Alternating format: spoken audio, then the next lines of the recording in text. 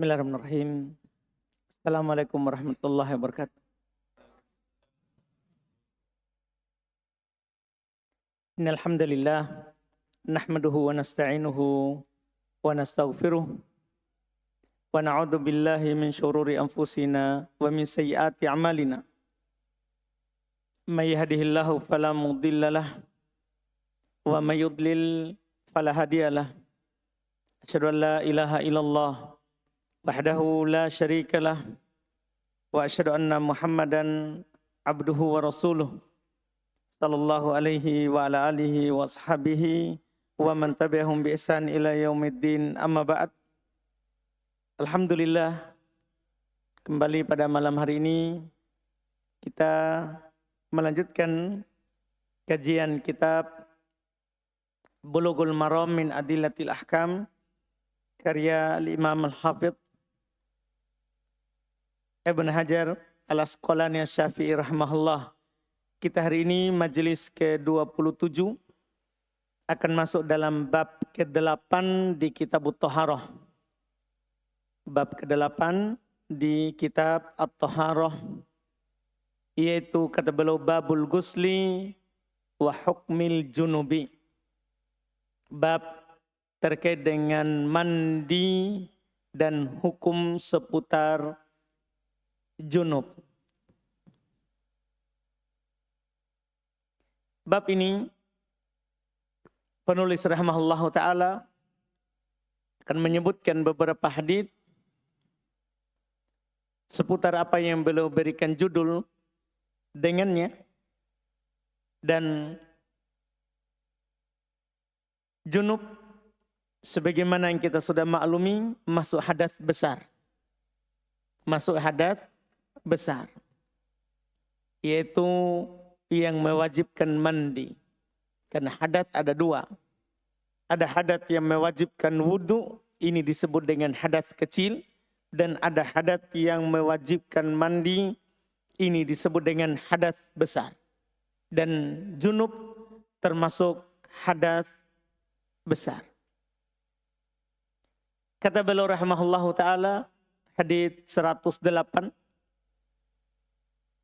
An Abi Sa'id Al-Khudri radhiyallahu anhu qala Rasulullah sallallahu alaihi wa ala alihi wasallam al-ma'u minal ma'i. Rawahu Muslimun wa asluhu fil Bukhari. Hadits pertama dalam bab junub dan mandi janabah. Kata beliau dari Abu Sa'id Al-Khudri radhiyallahu taala anhu, beliau berkata, Rasulullah sallallahu alaihi wa alihi wasallam bersabda, al-ma'u minal ma'. Air itu dari air. Air dari air. Maksudnya air mandi junub itu karena adanya air, yaitu air mani. Ini hadits pendek sekali yang merupakan kesimpulan dari sebab mandi junub. Sebab mandi junub itu karena adanya mani yang keluar. Walaupun nanti akan kita baca juga bahwa ada sebab lain dari sebab wajibnya kita mandi junub. Tapi ini yang paling pokok. Al-ma'u minal ma'. Adanya air mandi junub itu karena adanya air mani yang keluar. Kata beliau riwayat Muslim dan asalnya dalam Al-Bukhari. Sumber hadits ini sebagaimana dikatakan oleh penulis riwayat Imam Muslim di nomor 343, dan beliau katakan tadi asalnya dalam Bukhari dan asalnya dalam riwayat Al-Bukhari di nomor 180.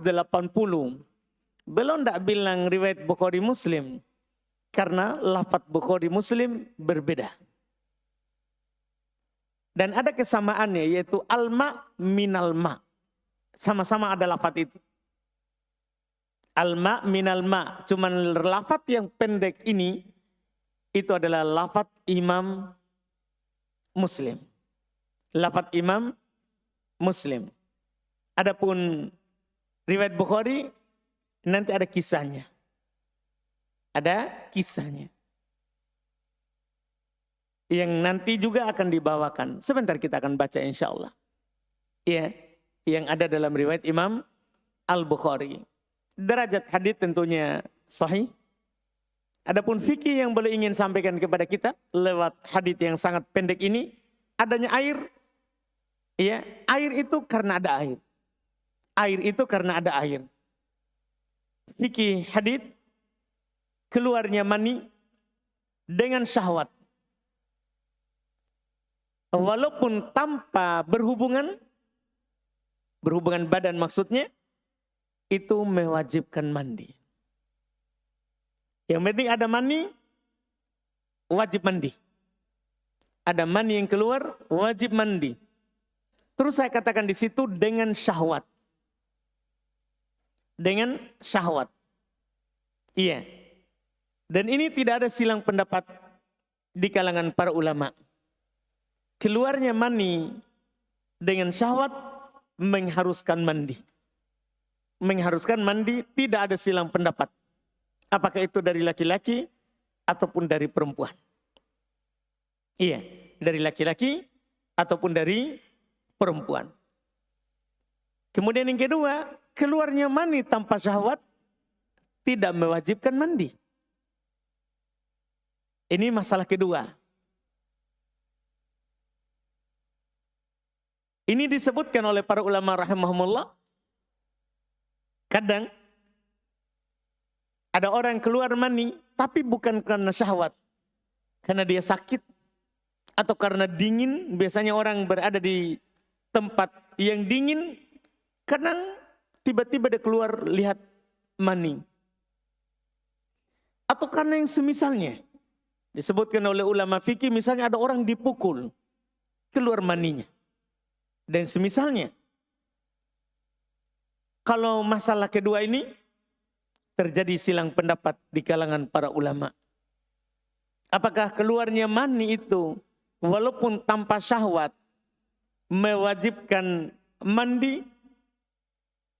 Orang Syafi'iyah, pengikut Imam Syafi'i, demikian pula orang-orang Dhahiriyah mengatakan wajib mandi. Dalilnya hadits yang ada di hadapan kita. Al-ma minal ma. Air mandi itu kan adanya air mani. Ini ada air mani. Berarti ada air mandi. Adanya air mani berarti ada air mandi. Sementara mayoritas ulama rahimahumullah. Mayoritas ulama rahimahumullah dari ulama fikih, mereka berpendapat bahwa tidak wajib mandi. Hanya dengan melihat mani. Harus mani itu keluar dengan syahwat. Adapun hanya keluar mani tanpa syahwat, ini cukup wudhu. Dia cuci kelaminnya dan dia berwudhu. Kenapa bisa mayoritas sepertinya menyelisih dalil yang ada? Karena dalil yang ada di hadapan kita sekarang, jelas Nabi katakan, al-ma minal ma. Air mandi itu karena air mani. Air mandi itu karena air mani. Mayoritas sepertinya menyelisih ini hadits. Tidak seperti orang-orang Dhahiriyah. Ini dhahir hadits. Ada air mani, ada mandi. Tapi mayoritas berpendapat beda. Kenapa? Karena mereka punya dalil yang memalingkan dari dhahir hadits tadi. Adanya mani maka wajib mandi. Ada air, ada air. Ada yang memalingkan dari hadits itu. Yaitu riwayat Imam Ahmad dan selainnya. Dari Ali bin Abi Thalib radhiyallahu ta'ala anhu beliau berkata Rasulullah sallallahu alaihi wasallam bersabda, idza khadafta faktasil minal janabah. Wa idza lam takun khadifan fala taktasil. Ini rincian yang sangat bagus.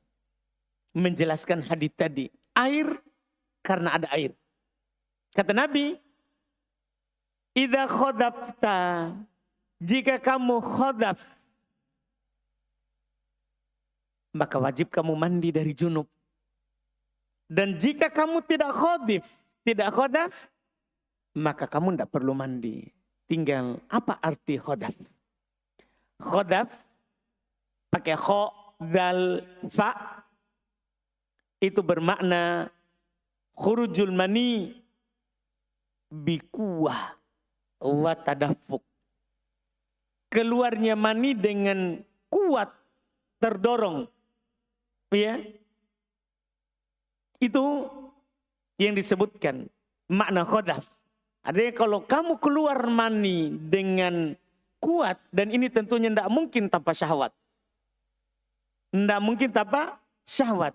Tidak akan keluar mani itu dengan deras, kencang, tanpa adanya syahwat.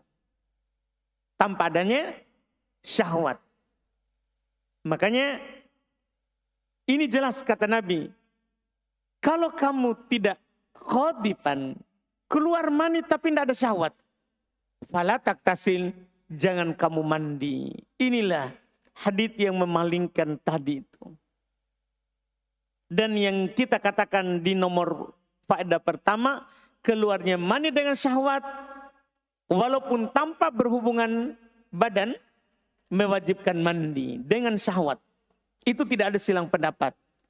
Kalau mani keluar tanpa syahwat, itu tidak wajib mandi. Tidak mewajibkan mandi. Dari mana kenapa kita berpaling dari adanya air? Karena air, karena hadits tadi.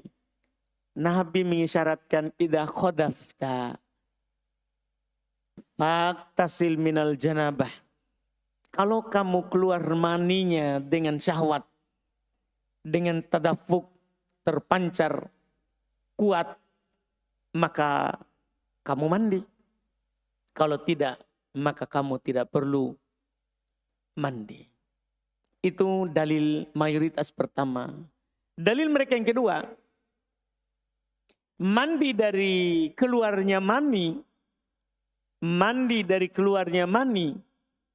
itu kalau keluar yang biasa, yang diketahui oleh orang, mani keluar seperti biasa, ciri-cirinya yang membuat badan seorang itu menjadi letih, futur, ya, tadinya bersemangat, dicumbui misalnya istrinya, kemudian keluar maninya, langsung tiba-tiba dia merasakan yang namanya futur, letih atau capek badannya, itu yang mu'tad, itu yang biasa, itulah yang mewajibkan mandi.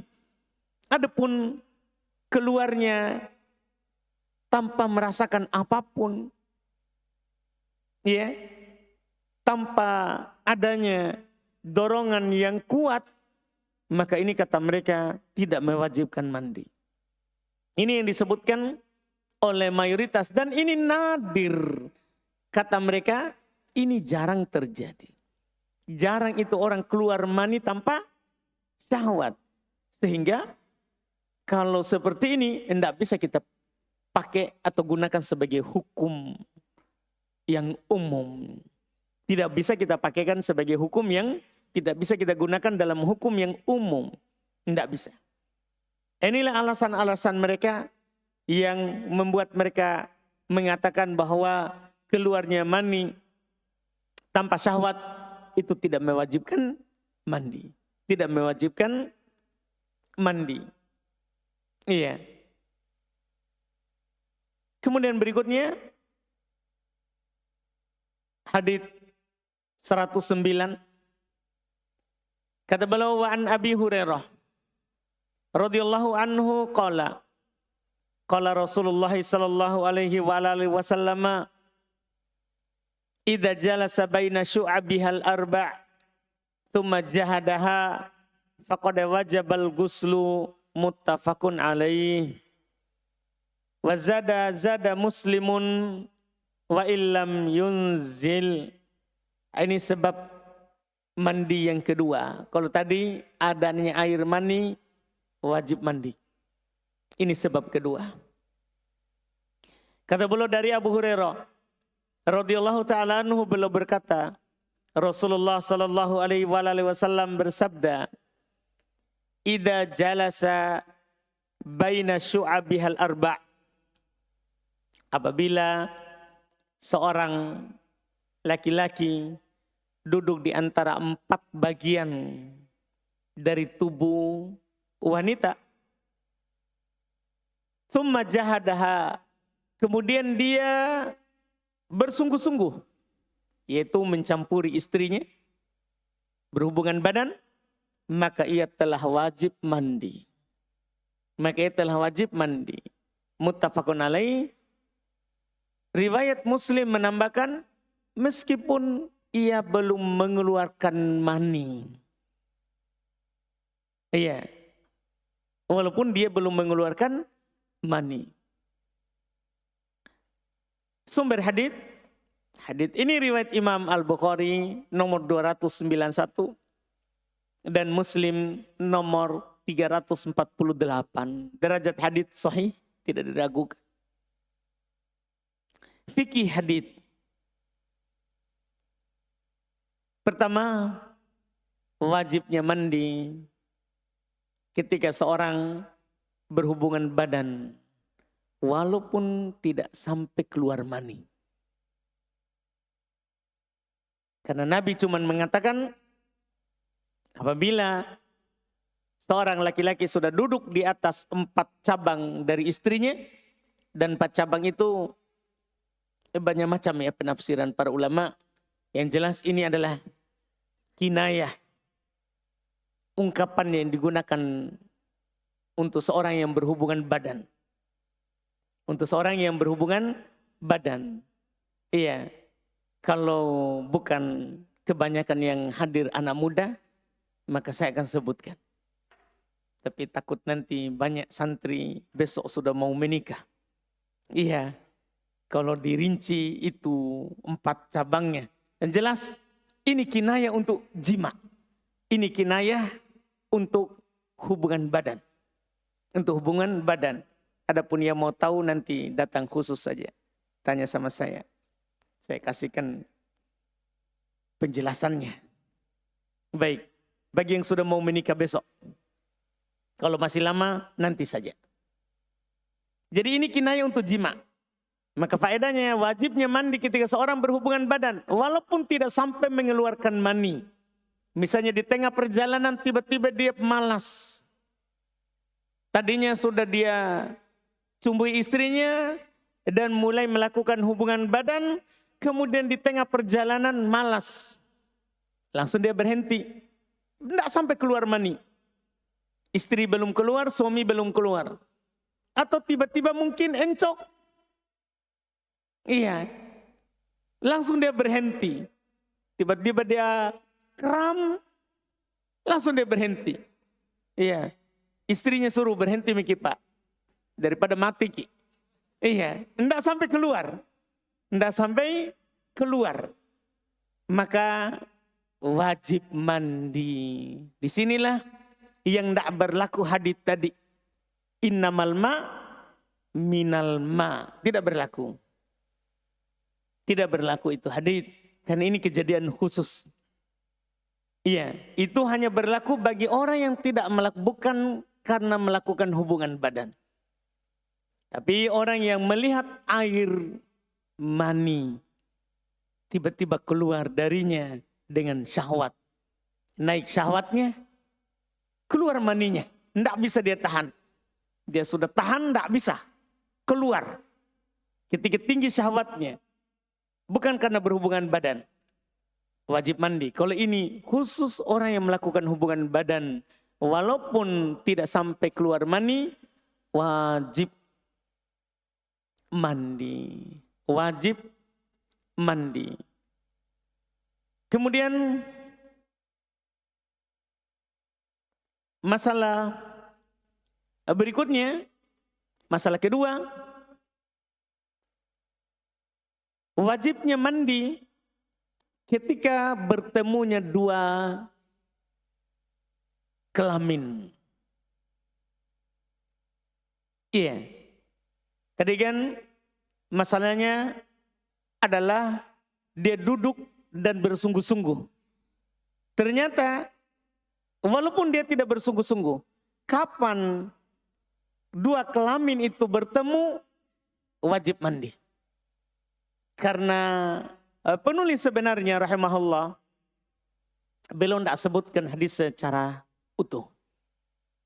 Ada yang beliau hilangkan ujungnya, yaitu lafaz dari Nabi Shallallahu Alaihi Wasallam, wa massal khitan al khitan, faqad wajabal ghusl. Yang berkhitan telah menyentuh yang sudah dikhitan. Tentu paham juga tak? Yang dikhitan menyentuh yang dikhitan. Itu kemaluan kelamin laki-laki yang disebut dengan dzakar bertemu dengan kelamin perempuan yang disebut dengan farj, karena beda bahasa Arabnya.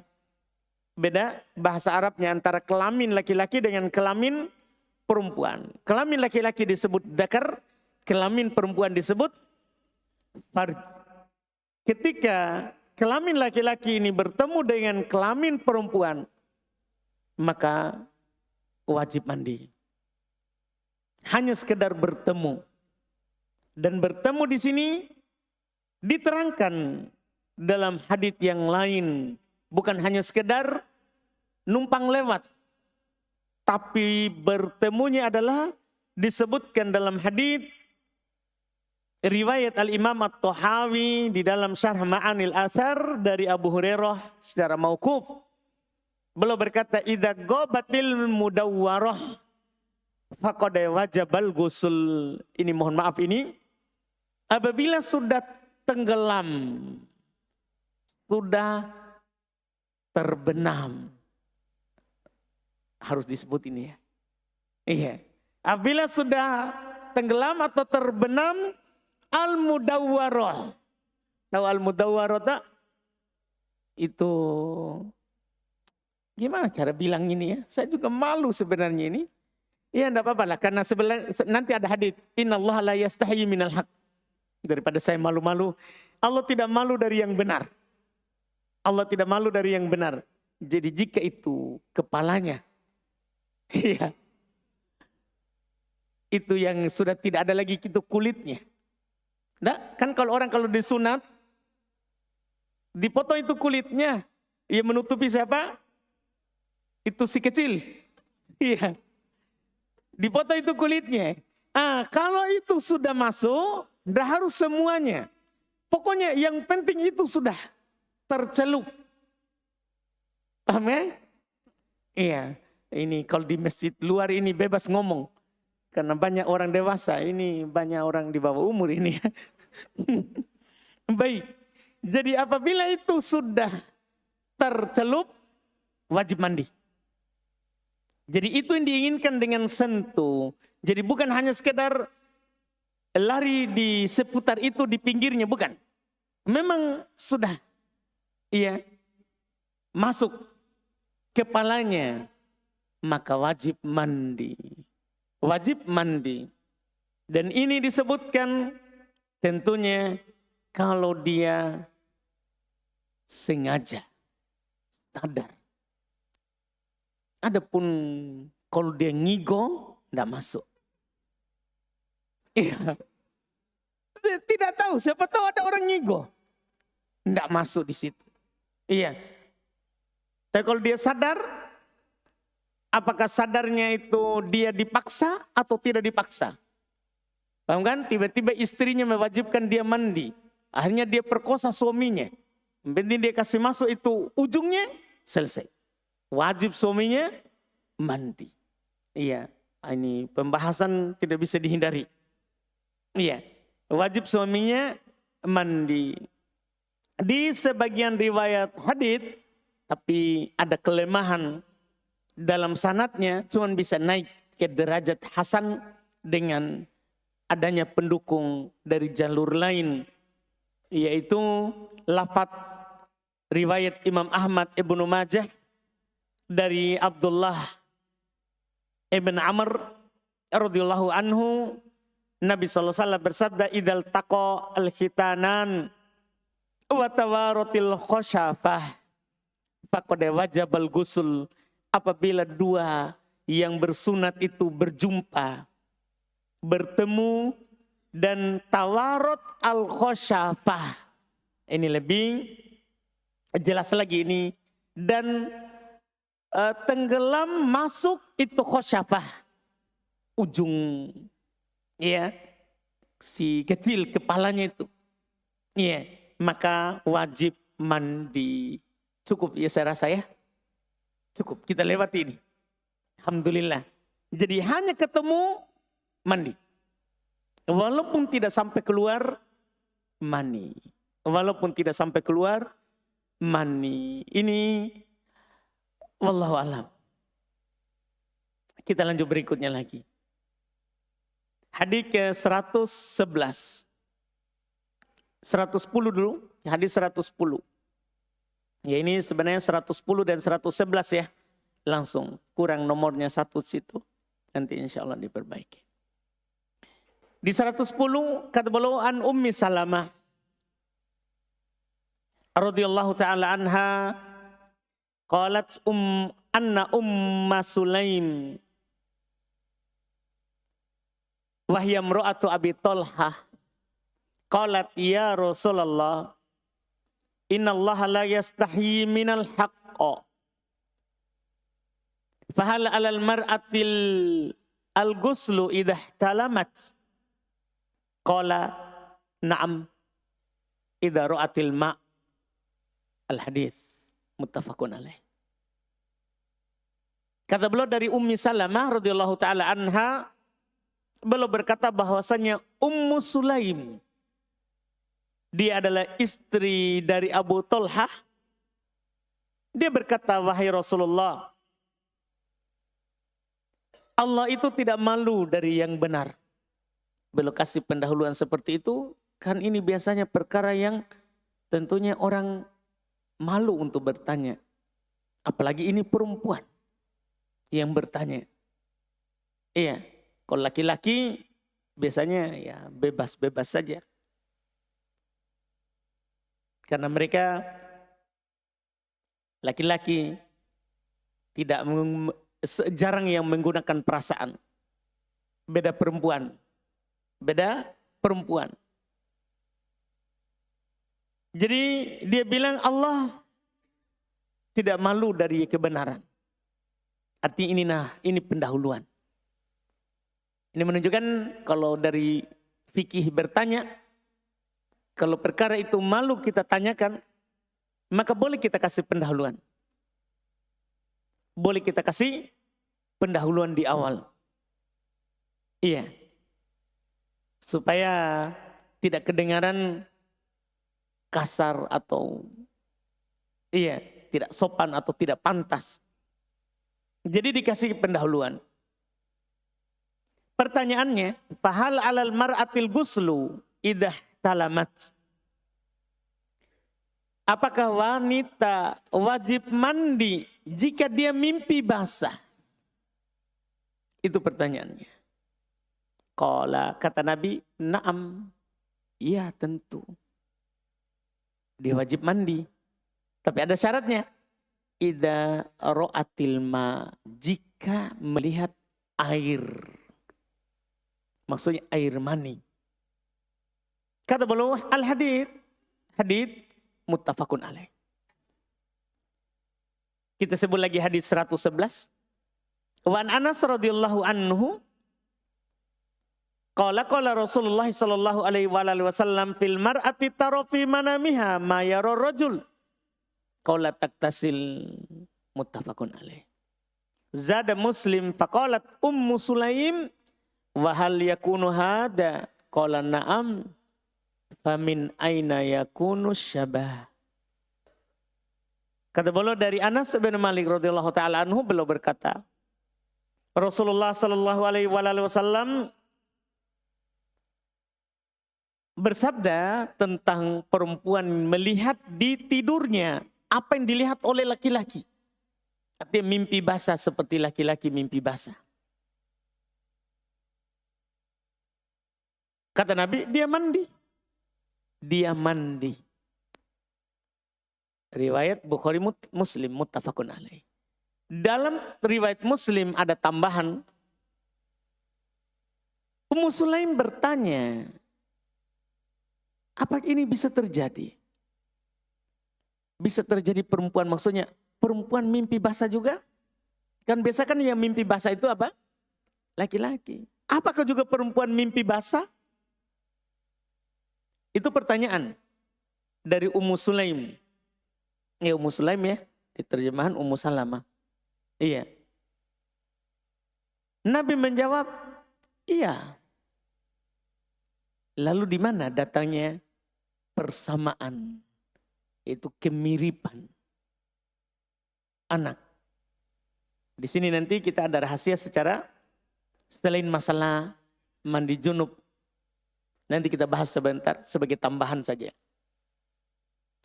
Sumber hadits dulu. Hadits Ummu Salamah itu diriwayatkan oleh Imam Al-Bukhari nomor 282 dan Muslim nomor 313.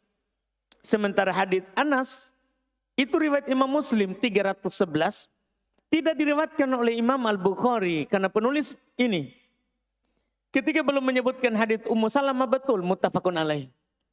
Bukhari Muslim. Tapi hadits Anas tidak ada dalam Bukhari. Tidak ada dalam riwayat Bukhari. Itu hanya riwayat Imam Muslim. Hanya riwayat Imam Muslim. Dan itu tidak asing sebenarnya. Karena Imam Al-Bukhari rahimahullahu ta'ala itu jarang menyebutkan hadits yang sama atau yang mirip dalam kandungan fikih. Beda kalau Imam Muslim. Beliau biasanya menyebutkan hadits-hadits yang sama dalam satu bab. Dalam satu bab. Jadi ini riwayat yang Anas itu bukan muttafaqun alaih. Itu ada dalam riwayat Imam Muslim saja. Dalam riwayat Imam Muslim saja. Dengan lanjutan pertanyaan dari Ummu Sulaim tadi. Apakah itu terjadi pada perempuan? Maka Nabi mengatakan, iya terjadi. Dari mana adanya persamaan? Itu kemiripan seorang anak. Kemiripan seorang anak. Jelas derajat hadits sahih. Fikih hadits wajibnya mandi dengan mimpi basah dan melihat air tentunya, air mani. Kayaknya perlu ditambah itu ya, melihat air mani. Jangan sampai nanti dia mimpi bangun lihat air biasa langsung, oh wajib mandi saya. Karena lihat air, mungkin bagus ditambah mani. Insya Allah Ta'ala. Iya. Jadi wajibnya mandi dengan mimpi basah dan melihat air. Ini tidak ada silang pendapat. Alhamdulillah dalam masalah ini. Siapa mimpi basah dan melihat air, wajib mandi. Wajib mandi. Kemudian masalah kedua, juga yang terkandung dalam hadits yang ada di hadapan kita ini, tidak wajibnya mandi dengan mimpi basah jika tidak keluar mani. Ada orang mimpi basah. Iya, tapi tidak ada keluar maninya. Tidak sampai keluar mani. Apakah iya dengan berakhirnya mimpinya? Iya.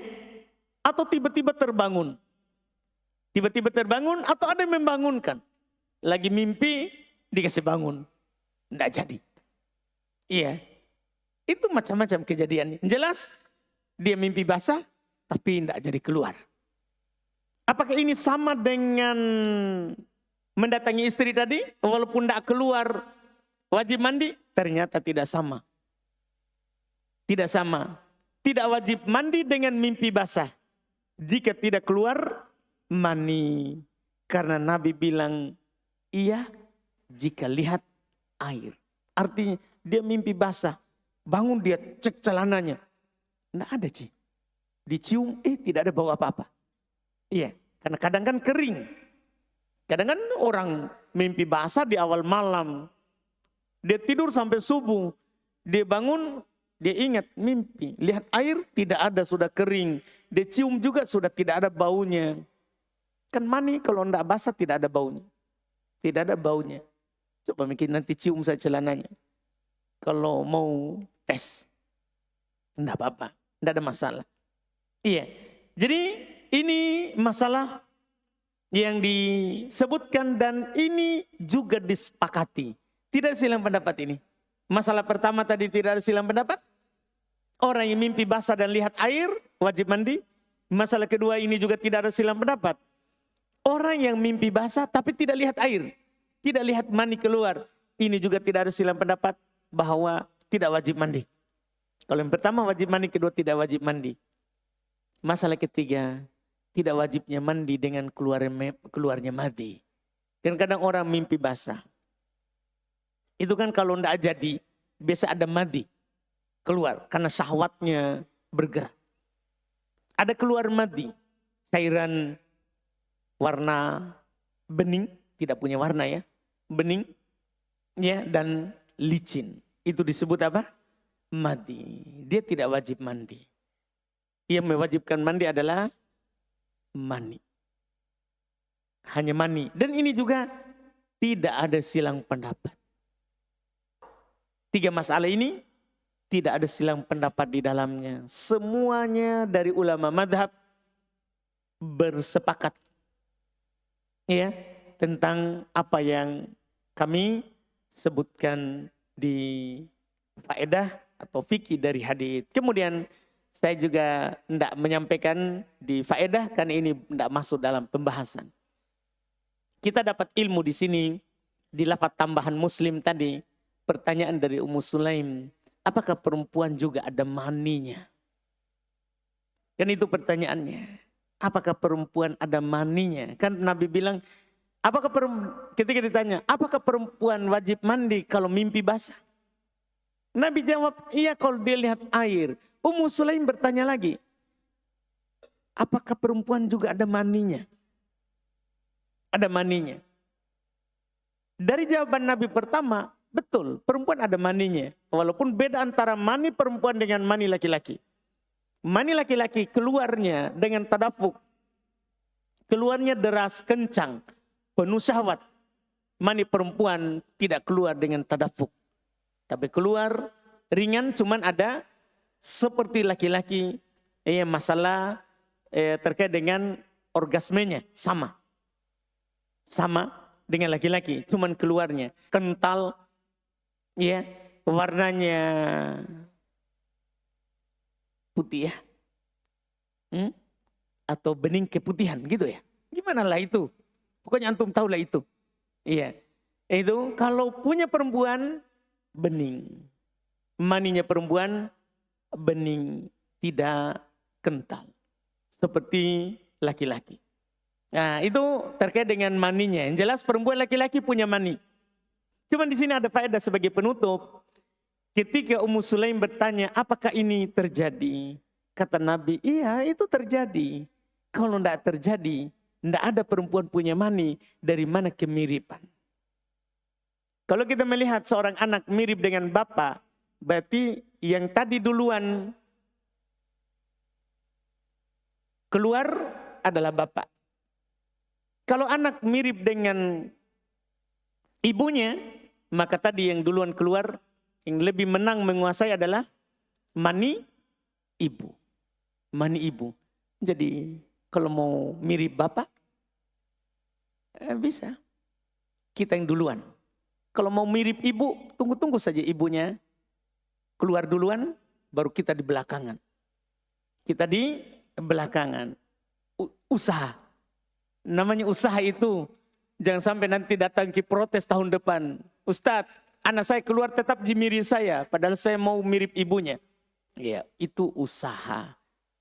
Jadi ya takdir. Tidak jadi ya sabar. Mirip dengan antum saja itu sudah lumayan. Iya, sudah lumayan, sudah bagus. Nggak usah malu-malu. Iya, kalau kita tidak gagah ya tidak ada masalah. Ya, masa mau dipaksa anak tak gagah? Nah, itu tidak ada masalah. Cuman di sini ada faedah begitu saja. Bahwa miripnya anak itu tadi itu dari maninya bapak dan maninya ibu. Allah alam. Kita cukupkan, alhamdulillah. Dengan pembahasan terakhir tadi. Insya Allah kita lanjut lagi nanti di pertemuan akan datang di hadis berikutnya. Kita adzan dulu.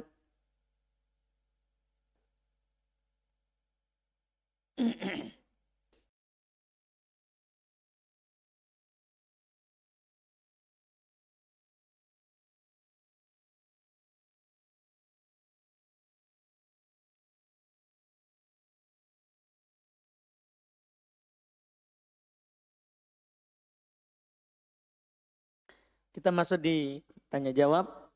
Bagaimana cara mengganti sholat wajib yang sebelumnya tidak dilaksanakan karena saat itu ada sebab yang membuat ragu untuk sholat. Langsung saja ganti saat kita ingat. Saat kita ingat dan ingin menggantinya. Iya, tanpa kita menunda dan menunggu waktu yang sama dengan sholat tersebut. Langsung saja. Apakah perlu menunggu beberapa waktu untuk mandi wajib? Setelah berhenti haid, karena khawatir tiba-tiba ada darah yang keluar lagi. Kalau tanda suci kita adalah dengan keluarnya cairan yang berwarna putih, tanpa ada keruh, coklat atau kuning, maka kapan keluar itu? Kita sudah suci. Tidak perlu kita menunggu. Karena yang keluar setelah itu tidak dianggap haid. Yang keluar setelah tanda suci itu keluar, itu tidak dianggap lagi haid. Yang kedua, kalau kita keluar, kalau sucinya dengan keringnya tempat keluarnya darah, maka kapan kering kita dianggap suci. Kita mandi. Kalau ada yang keluar lagi setelah itu, tidak dianggap sebagai haid. Tidak dianggap sebagai haid. Iya, karena di masa sahabat mereka berkata, kunna la na'uddul as-sufrata wal qudrata ba'da tuhri syai'a.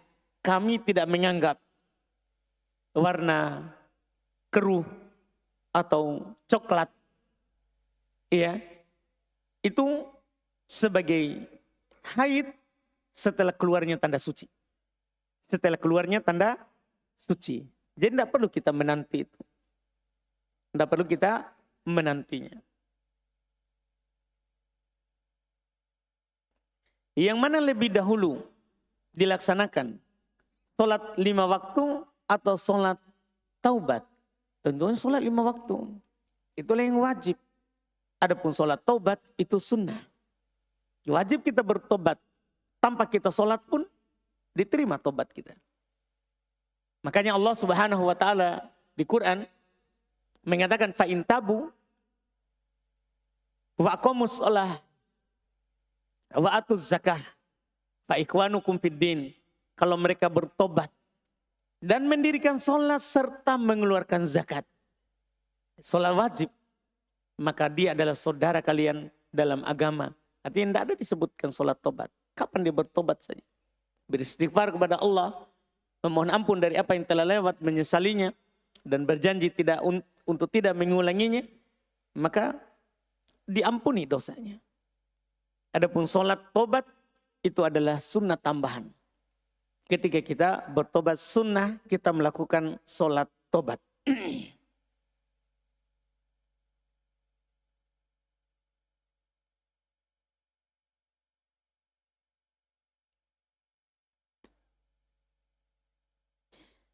Apabila ada orang yang meminjam uang, kemudian pada saat mengembalikan uangnya, ia melebihkan uang yang ia pinjam sebagai hibah. Karena orang tersebut telah berbuat baik padanya. Apakah itu termasuk riba? Tidak.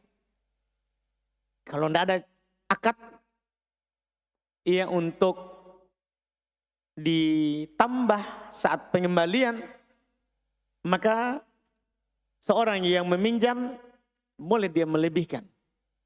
Seperti yang Nabi lakukan. Beliau pernah meminjam unta dan beliau kembalikan dengan unta yang lebih besar. Dengan unta yang lebih besar. Dan itu tidak dianggap sebagai riba. Wallahualam.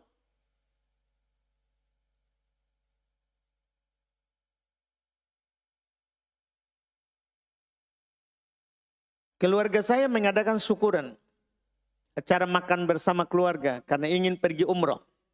Halalkah jika saya mengikuti acara tersebut? Kalau itu untuk syukuran saja, halal. Halal, karena seorang boleh mensyukuri nikmat dengan ucapan atau perbuatan. Ucapan atau perbuatan. Bolehkah membaca dzikir petang setelah sholat maghrib, Ustadz? Boleh. Boleh membaca dzikir petang ya setelah sholat maghrib. Bahkan masih boleh setelah sholat isya. Karena petang itu ada mengatakan sampai tengah malam. Iya, sampai tengah malam. Ada juga mengatakan sampai sepertiga malam pertama. Yaitu sampai sholat isya. Sampai sholat isya. Wallahualam.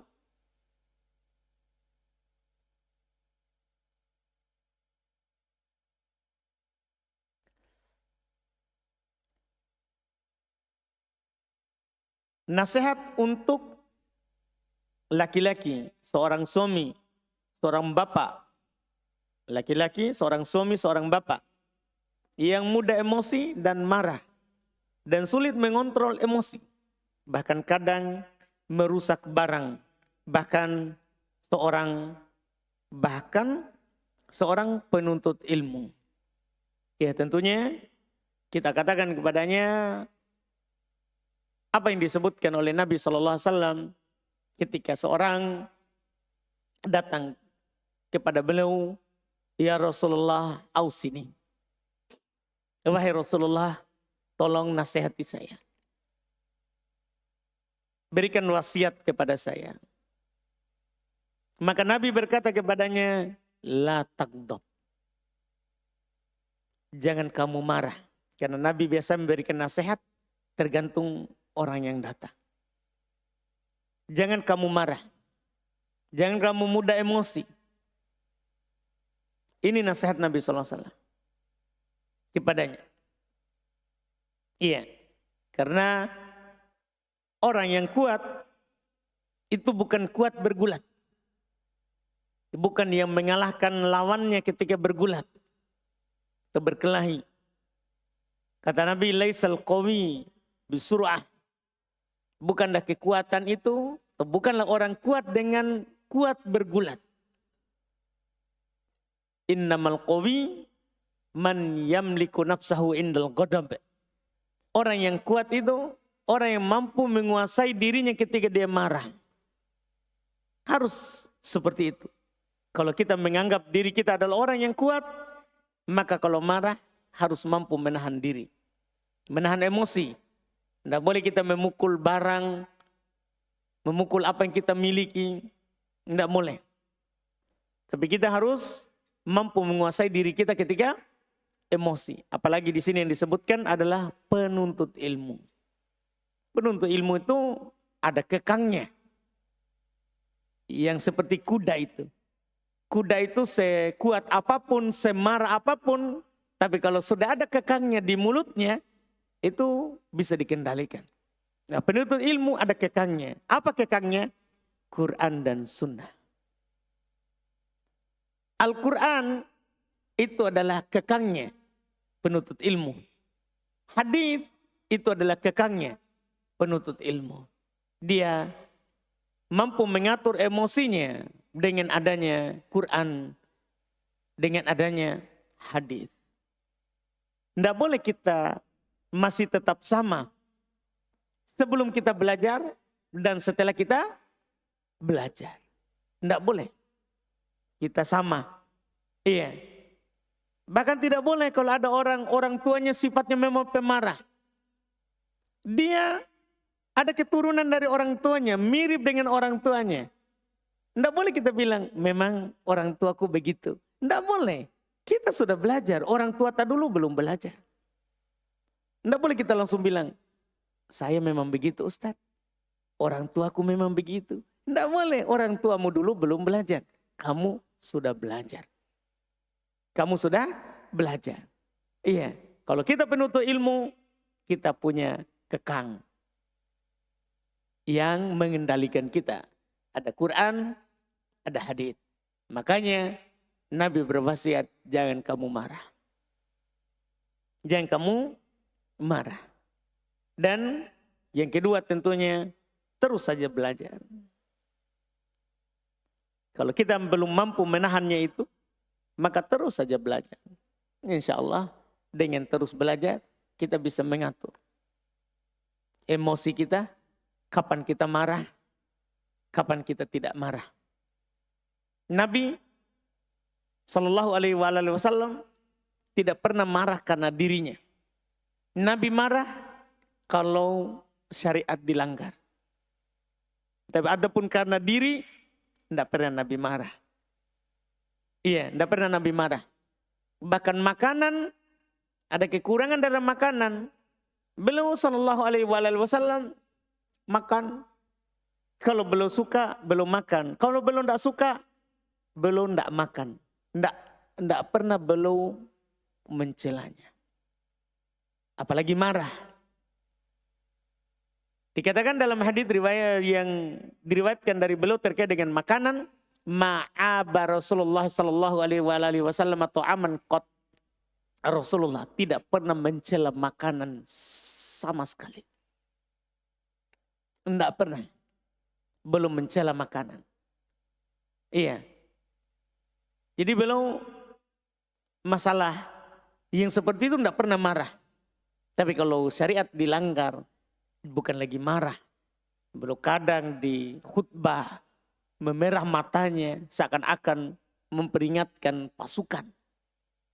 Iya. Beliau kadang kalau ada yang dilanggar, beliau naik mimbar. Iya, beliau memberikan peringatan dengan peringatan yang keras. Itu karena syariat. Karena syariat, karena agama. Adapun dunia, kita marah ataupun tidak, itu sudah takdir. Kita ucapkan qadarullah ma syafa'al. Semuanya takdir dari Allah. Apa yang dia kehendaki, dia akan lakukan. Bahkan kita tidak kehendaki sekalipun, kalau Allah kehendaki, itu pasti dilakukan. Itu pasti akan terjadi, wallahu a'lam.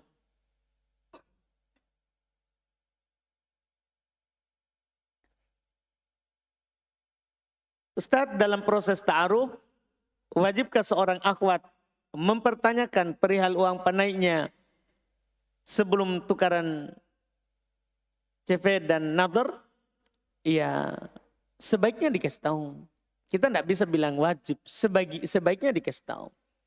Daripada kita sudah kirim nanti, itu kan nanti tersebar. Apalagi kadang sebagian laki-laki tidak amanah. Tidak amanah. Kalau dia tidak suka atau dia ditolak, dia buat akhwat itu supaya tidak laku. Setiap ada yang maju, yang kono, jele itu. Padahal karena sakit hati. Iya, sebagian orang kan begitu. Padahal bisa saja dia tidak cocok sama dia, cocok sama orang lain. Cocok sama orang lain. Jadi sebaiknya disampaikan saja dulu. Sebelum lebih jauh yang disebutkan. Apakah dengan mempertanyakan kesanggupan uang panai kepada pihak ikhwan, kesannya bisa dikatakan matre? Tidak. Tidak, masalahnya kalau dia akhwat itu kan tahu orang tuanya. Itu tidak dikatakan itu. Karena uang panai itu bukan untuk akhwat. Untuk akhwat itu kan adalah mahar. Mahar, uang panai itu kan uang acara. Menurut yang saya tahu yang disampaikan. Kenapa sekarang uang panai itu naik? Saya pernah tanya begitu, gimana tidak naik Ustadz? Harga cabai di pasar naik. Itu kan uang acara. Uang acara. Kalau mau nikah gratis, di hutan ki. Kan begitu. Karena tidak perlu dibeli apa-apa. Tidak perlu beli apa-apa. Kalau kita di kota, ya ada namanya gedung, tenda saja disewa. Masa kita mau undang orang di lapangan tanpa atap? Atau di lorong tanpa ada atap, tanpa ada tenda? Kan tidak mungkin. Semua itu pakai uang. Semua itu pakai uang. Iya, dan itu bukan mahar. Jangan sampai kita nanti pergi ke akhwat, ukti yang berkah itu yang sedikit penaiknya. Nah, beda penaik, beda mahar. Karena di kita itu dibedakan antara mahar. Kadang orang bilang maharnya adalah seperangkat alat sholat. Iya, uang penaik tidak disebutkan, kan itu uang belanja, uang acara. Mau diundang saudara, dan itu tidak tercela. Orang punya keluarga besar, ya undang juga yang besar. Tidak tercela, memang Nabi suruh rayakan. Ada sahabatnya menikah, tiba-tiba ada menikah begitu, tidak ada acara. Iya, kata Nabi, aulim walau bisa. Rayakan walaupun dengan seekor kambing. Rayakan. Artinya acarakan. Itu pernikahan ya. Kita butuh acara untuk menjalankan sunnah Nabi. Karena butuh acara, ya butuh uang. Itu wallahualam. Itu tidak dianggap sebagai hal yang seperti itu, wallahualam. Betulkah kita dilarang masuk WC ketika adzan dan iqomah? Karena setan masuk ke dalam WC saat adzan dan iqomah. Tidak ada dalilnya begitu.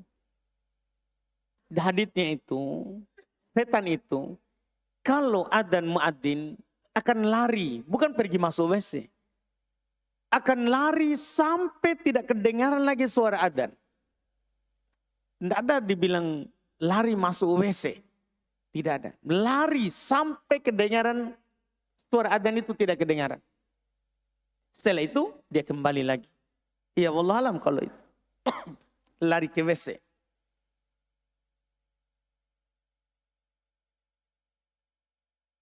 Pekan lalu Ustadz menjelaskan mengenai larangan memasukkan jari ke dalam dubur saat istinja. Apakah ini larangan haram mutlak? Karena kadang saya merasa kurang bersih. Dan masih ada yang tersisa. Apa Ustadz? Tersisa di mana? Kalau di dalam, ya semua orang tersisa. Dalam perut kita ada kotoran semuanya. Jadi kita harus masukkan sampai ke dalam. Enggak begitu, enggak. Yang wajib kita cuci itu yang di luar, yang nampak. Yang nampak. Ibnul Qayyim menyebutkan itu akan menyebabkan penyakit was-was dalam keyakinan. Dan juga penyakit ambeien secara kesehatan. Secara kesehatan. Itu doror. Itu akan mendatangkan doror. Tidak boleh kita masukkan itu. Tidak boleh kita memasukkan di dalamnya.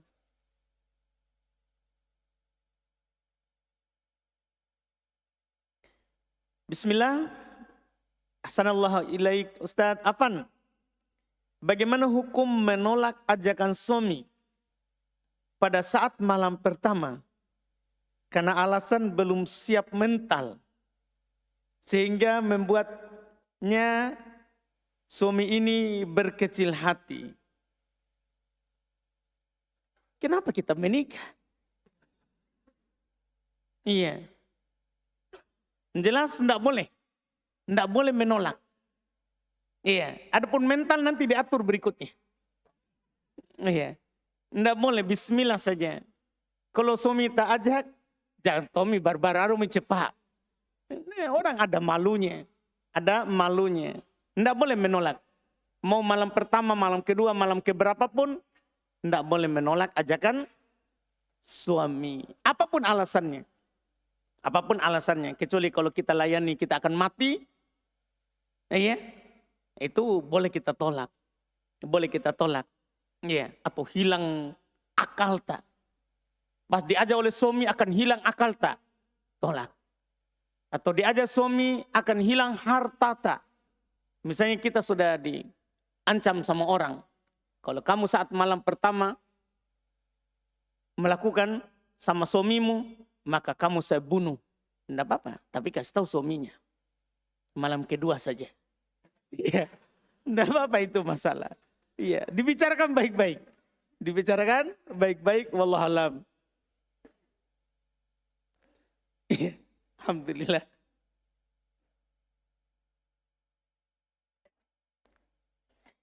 Bolehkah perwalian diwakili oleh saudara kandung seibu. Ana memiliki saudara kandung seibu dan saudara kandung seayah. Tapi saudara kandung seibu dan sebapak tidak ada sekarang. Dan sejak kecil anak tinggal bersama dan dinafkahi oleh saudara kandung seibu. Dan saudara laki-laki saya, seayah berniat dan telah berkata akan menyerahkan perwalian kepada saudara laki-laki yang seibu saja untuk ayah atau saudara ayah. Kakek telah wafat semuanya. Tidak apa-apa, boleh. Dibolehkan. Karena memang wali itu adalah ke atas, ya, atau ke samping, atau ke bawah. Kalau tidak ada ke atas, tidak ada bapak, bapaknya bapak, tidak ada bapaknya ibu, ke atas, maka ke samping. Saudaranya bapak, saudaranya ibu. Tidak ada, ya saudaranya kita. Kalau tidak ada juga, ke bawah. Ya. Dan semua wali ini, wali nasab, boleh menyerahkan perwaliannya ke wali hakim. Boleh kalau dia tidak mau akadkan saudarinya, boleh dia serahkan ke wali hakim. Wallahualam.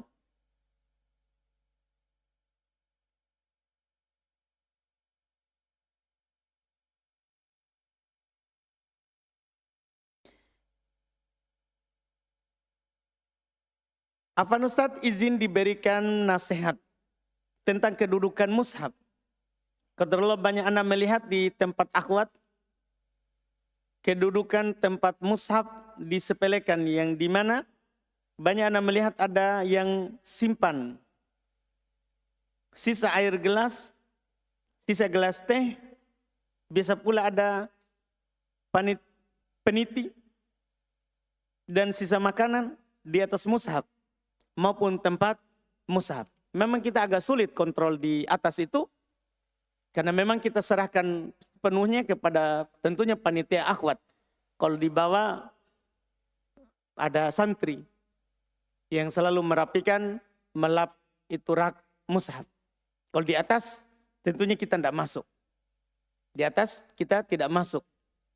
Yang jelas kita hanya mengatakan bahwa mushaf Quran itu kalamullah. Sifatnya Allah. Sifatnya Allah, bukan makhluk.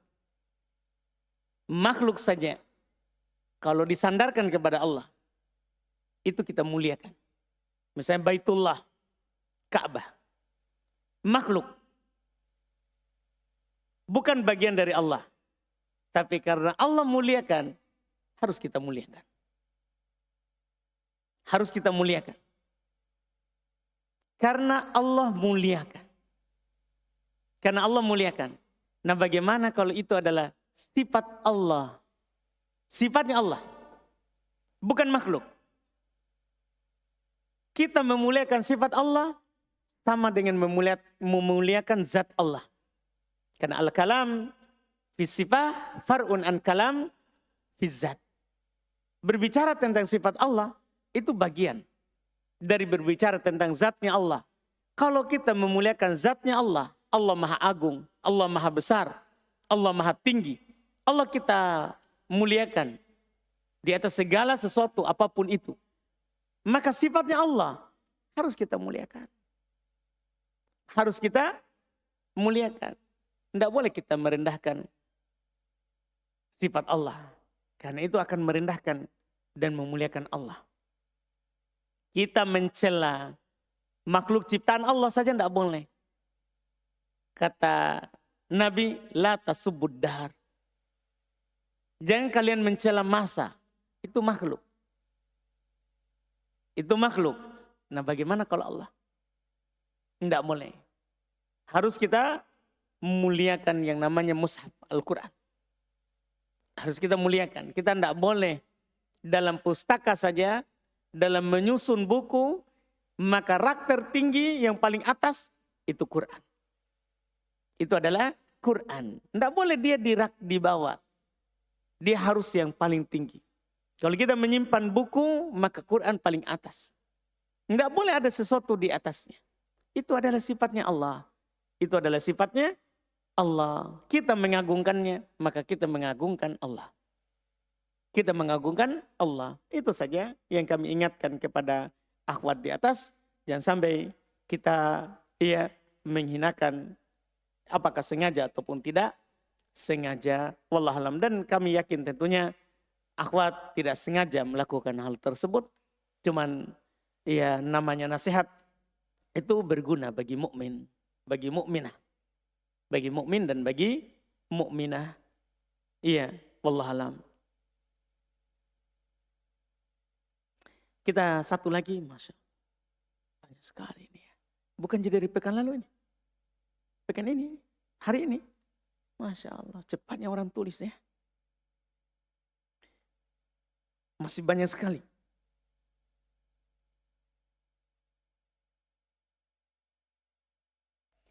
Afan Ustadz izin bertanya, apakah masih ada udzur bil jahal? Masih tetap ada. Kalau ada orang saat ini tinggal di hutan belantara, tidak ada jalan, tidak ada listrik, tidak ada televisi, belum sampai Quran kepadanya. Tidak ada mushaf sampai ke sana, tidak ada yang tahu orang itu ada. Sudah berlaku. Tapi kalau di situ sudah ada jaringan, orang nonton YouTube setiap hari, Quran sudah ada di rumahnya, tidak ada udzur bil jahal. Kapan Quran sampai, tidak ada udzur bil jahal. Kenapa kamu tidak baca Quran? Tidak boleh. Ada Quran, sudah sampai. Terus dia datang, saya jahil. Tidak ada udzur. Kita wajib belajar. Tapi seandainya seperti yang saya bilang tadi, ada orang tinggal di pulau, dia tidak ada. Pokoknya mereka hanya nikah, makan, minum, hanya di mereka saja. Tidak ada sama sekali hubungannya dengan daerah lain. Belum sampai kepadanya seorang da'i pun. Tidak ada jaringan, pokoknya hidup seperti monyet. Iya, tidak ada apa-apa. Sudah, kita katakan udzur bil jahal. Dan kita tidak perlu berluas-luas dalam masalah ini. Iya, masalah menceritakan udzur bil jahal ada atau tidak. Tidak perlu. Tidak perlu kita perbesar itu. Jelas kapan ada kebodohan, belum sampai kepadanya orang-orang menyampaikan ilmu, iya, maka kita katakan masa kita tidak beri udzur orang. Kita katakan ada udzur bil jahal. Wallahu alam. Iya, walaupun agak sulit ya di masa sekarang ini ada udzur bil jahal. Syekh Shalih Al Fauzan mengatakan juga seperti itu. Agak sulit karena mudahnya sekarang orang belajar.